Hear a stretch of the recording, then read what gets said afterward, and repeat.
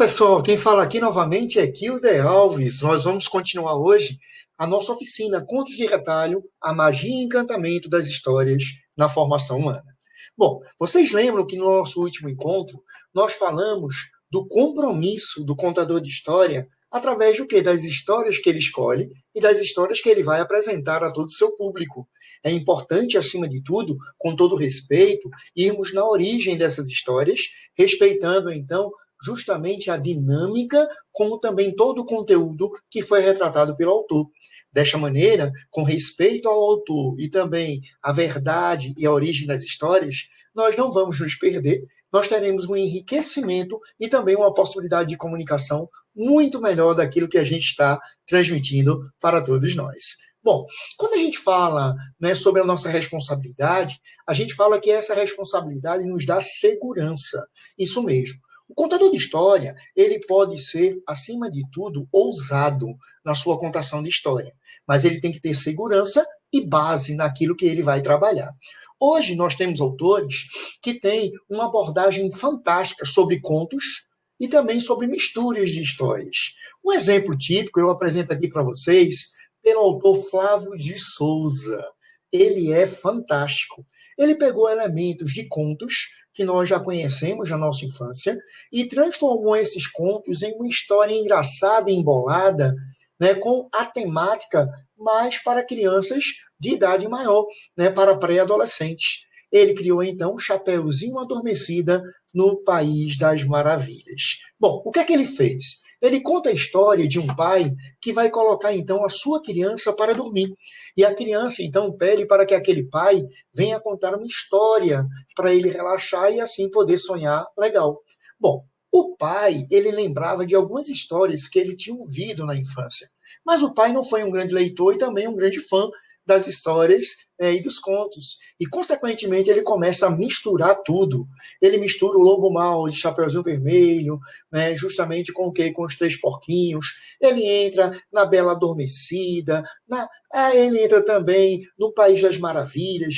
Quer dizer, ele faz toda uma confusão. Ele mistura todos os personagens. Mas o legal é que ele faz isso com uma grande harmonia, né? Também com o quê? Com risadas, não é? Com comicidade.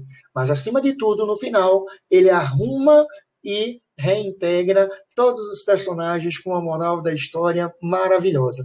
Vale a pena a gente ter como referência.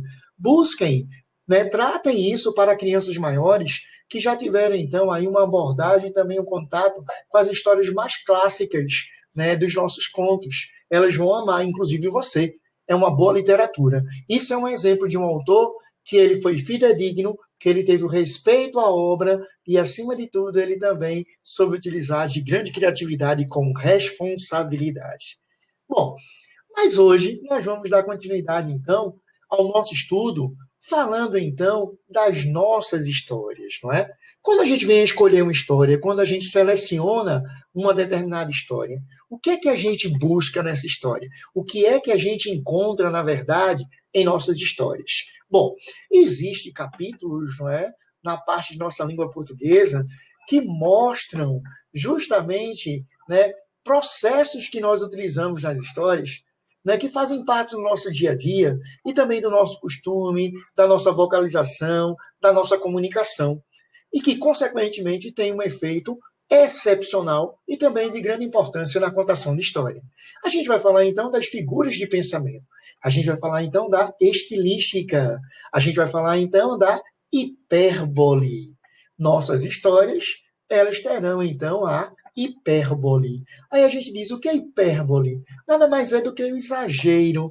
Quando você quer dar uma ênfase a um determinado fato, frase, a um personagem, a uma situação.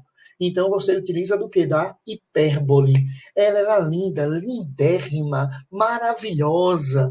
Quer dizer, você intensifica uma determinada ideia e também dá possibilidades de palavras sinônimas e também de palavras afins, o que gera também um vocabulário muito mais diverso, né, na sua literatura, a partir do que? Da criança.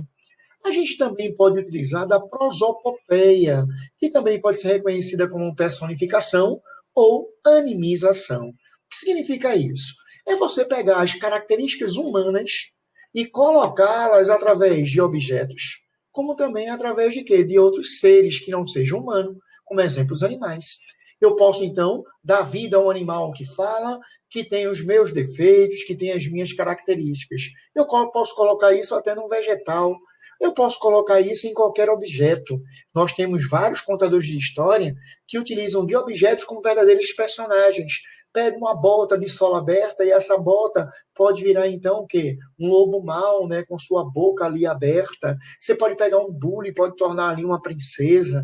Você pode utilizar da especificação e também do quê? Dessa possibilidade múltipla, né, de quê? De criatividade sobre esses seres inanimados ou então seres que não são da nossa espécie, caracterizando então para elas o quê? Justamente a formação humana. Vamos lembrar então de um conto como A Bela e a Fera. Na Bela e a Fera, a gente lembra que a maldição transformou seres humanos em objetos. Então a gente já teve o quê? O processo inverso. A gente tinha uma mesa que falava, um candelabro que falava, a gente tinha um bule, uma xícara, aonde eles traziam justamente o quê? As características humanas. A gente teve o processo inverso, mas a gente também pode transformar qualquer objeto, ou então qualquer animal, né, com as nossas características humanas. Isso é muito legal, é uma técnica muito utilizada na história. A gente também tem a condição da onomatopeia. A gente diz que a onomatopeia ela enriquece as nossas histórias porque ela inclui efeitos para ela. A gente pode imitar, então, o quê? Um som. De repente, um cavalo tocando. Toc, toc, toc, toc, toc, toc, toc, toc. De repente, uma porta não é, que bate. De repente, uma queda. Pô. De repente, um mu, bum. Uma chuva. Shhh. A gente pode utilizar de ruídos, de gritos, de cantos de animais. Ah, mas eu não tenho essa habilidade vocal. Eu posso utilizar até de instrumentos que a gente pode encontrar na freira, como cuícas, como apitos que podem imitar, né, justamente os cantos de pássaros, como os sapinhos que podem imitar através do seu atrito a vocalização do que seria, né, justamente o barulho, a zoada, né, que a gente vê nos brejos. A gente também pode utilizar de modificação do timbre de voz humana, e aí, consequentemente, a gente vai dar uma certa riqueza de detalhes à nossa história. A gente também tem os famosos pleonasmos, que nada mais é do que o processo de repetição. Um mundo tão, tão, tão distante. A gente está mostrando, então, uma distância o quê? Enorme. Não é? Então, a gente realça um determinado sentido através do quê? Do fenômeno de repetição. A gente está valorizando, né, uma condição, um fato, ou então uma parte de nossa história. Bom, e como é que a gente pode utilizar disso? A gente pode tentar, não é? Bom, contador de história tem toda a condição também de ser um criador de histórias. Então, de repente, você pode juntar aí um pequeno grupo, ou então até de forma individual, e você vai escrever uma história de 10 linhas. Só que essa história você vai ter que utilizar da hipérbole, da prosopopeia, onomatopeia e do pleonasmo. Que tal, então, hein? Você criar isso? Eu garanto que você pode, em uma única história, utilizar de todos esses fatores, enriquecendo e dando, então, uma condição especial para quem vai ouvir e até para você que está contando essa história. Então, tentem fazer, né, essa técnica aí. Ó. Criem suas histórias, criem os seus personagens, deem vida, deem animação, deem ênfase e, acima de tudo, valorização a todos os momentos e também a todos os seus personagens. Eu garanto que todo mundo vai se dar muito bem, né, justamente utilizando disso que a gente assim trabalhou com vocês. Bom, mas agora a gente vai contar um pouquinho sobre o segredo, não é, de um contador de história. O que é que faz com que o contador de história ele seja tão enigmático, que ele seja tão querido, que ele seja tão esperado, para que sua história, né, escolhida possa ser tão bem curtida? É porque, acima de tudo, a gente tem que trazer na gente o prazer, né, em fazer, como fazer e até como elaborar. Então, qual é o segredo para um verdadeiro contador de história? Primeiro, se você vai contar uma história, conte uma história que você ama, que você se identificou, que você é fã. Você tem que curtir a história. Você tem que passar a verdade, o entusiasmo. Outro fator.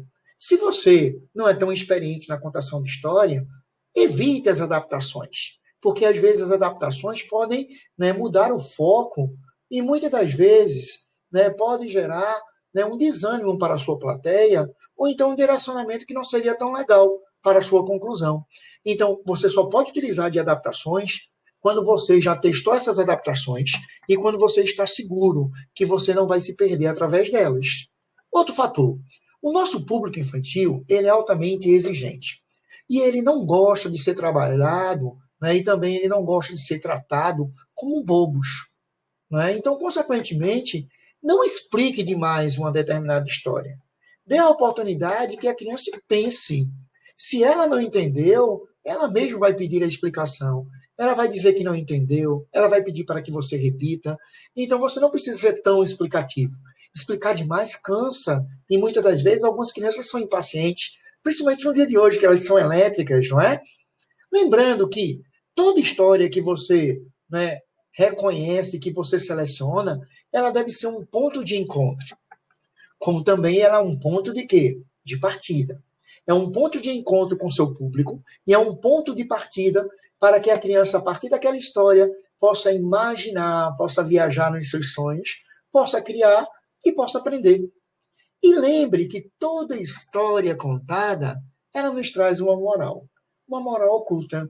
Por isso que o contador de história, ele é tão mágico. Ele pode apresentar a moral da história pelo próprio personagem, ele pode jogar a moral da história para que seu público, então, venha a perceber e dar novas interpretações, ou então até buscar uma nova moral, ou então ele mesmo pode já estipular essa moral da história. Mas ele pode também, né, diversificar isso tudo e misturar tudo. Mas, acima de tudo, ele deve sempre, ao finalizar uma história, ter a certeza que a semente da moral da história, ou então a conclusão da história, ela foi assim o quê? Atingida. Então, temos aí segredos básicos.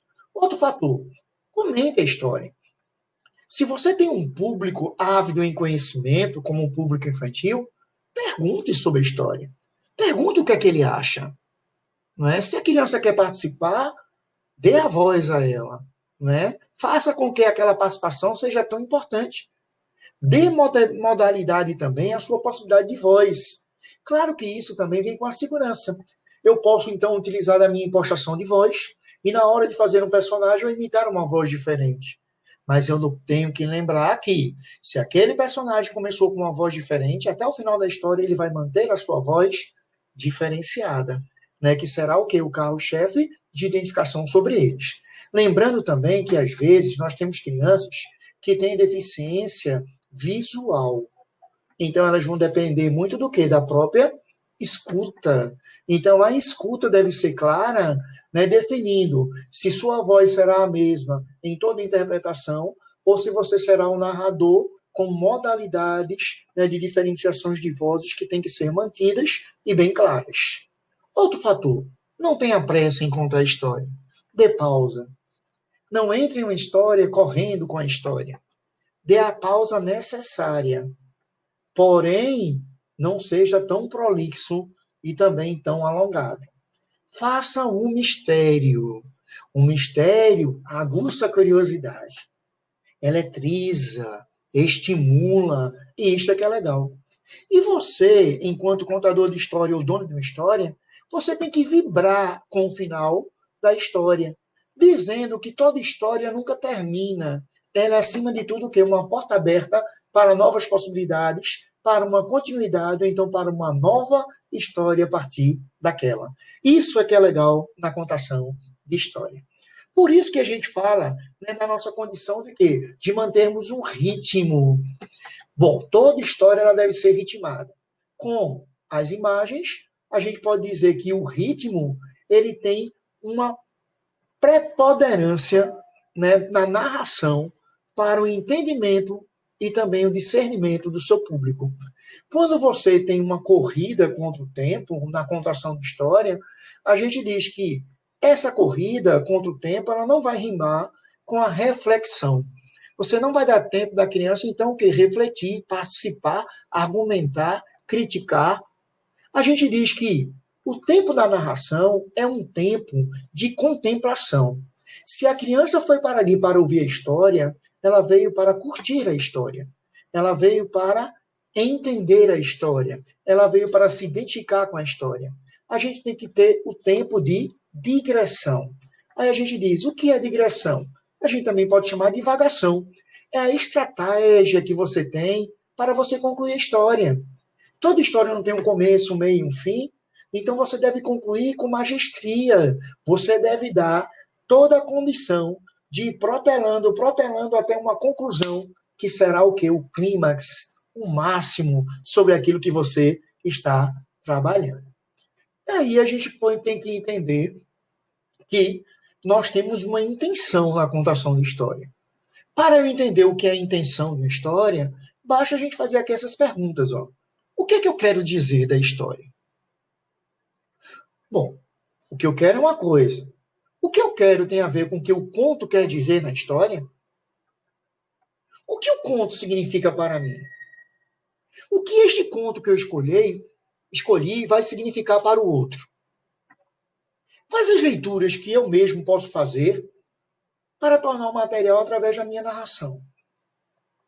E qual leitura eu posso perceber, né, do meu público sobre aquilo que eu trouxe? Então, existem várias intenções que você tem que estar alerta, né? Não é por acaso que você escolheu a história, não é por acaso que você está com aquele público e também com aquela narrativa, né?